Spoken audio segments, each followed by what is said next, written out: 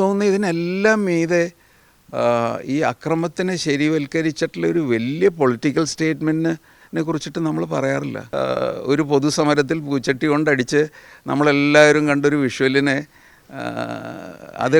അത് രക്ഷാപ്രവർത്തനം എന്ന് നമ്മളെല്ലാവരും ആദരിക്കുന്ന ഒരു വ്യക്തി പറയുമ്പം അത് സച്ചിൻ ടെണ്ടുൽക്കറോ അല്ലെങ്കിൽ അതുപോലുള്ള നമ്മുടെ ഒരു സെലിബ്രിറ്റി ഏതെങ്കിലും ഒരു പ്രോഡക്റ്റിനെ എൻഡോഴ്സ് ചെയ്യുന്നതിന് തുല്യമാണ്. മനസ്സിലായി? ഏതാണ്ട് അതിന് തുല്യമാണ്. അതൊരു വലിയ ഡാമേജാണ്.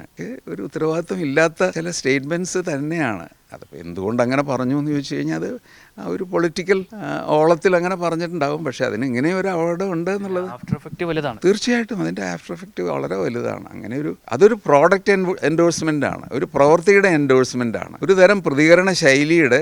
സച്ചിൻ ടെണ്ടുൽക്കറോ അല്ലെങ്കിൽ നമുക്ക് ഇഷ്ടപ്പെട്ടിട്ടുള്ള ഏതെങ്കിലും ഒരു സെലിബ്രിറ്റി ഒരു പ്രവൃത്തിയെയോ അല്ലെങ്കിൽ ഒരു പ്രോഡക്റ്റിനെയോ പൊതുജനങ്ങളുടെ മുമ്പിൽ ഒരു പരസ്യത്തിലൂടെ വാഴ്ത്തുന്നതിന് സമാനമായിട്ടുള്ള തരത്തിലുള്ള ഒരു പ്രത്യാഘാതം ഉണ്ടാക്കുന്ന ഒരു സംഭവം തന്നെയാണ്. ഇതെല്ലാം കൂടി ചേരുമ്പം നമ്മുടെ സാമൂഹിക പരിസരം മോശമാണ്. അതിന് മുതിർന്നവർ ഉത്തരവാദികളാണ്. ആ സാമൂഹിക പരിസരത്തിനെ ഒന്നാകെ അഡ്രസ്സ് ചെയ്താൽ മാത്രമേ നമ്മൾ ഈ പറയുന്ന പ്രശ്നങ്ങൾ, ഈ കുട്ടികളിൽ കാണുന്ന അക്രമങ്ങൾ, കുട്ടികളിലേക്ക് വളരെ എളുപ്പത്തിൽ എത്തിച്ചേരുന്ന ഈ ലഹരി പദാർത്ഥങ്ങളൊക്കെ നമുക്ക് നിയന്ത്രിക്കാൻ പറ്റും.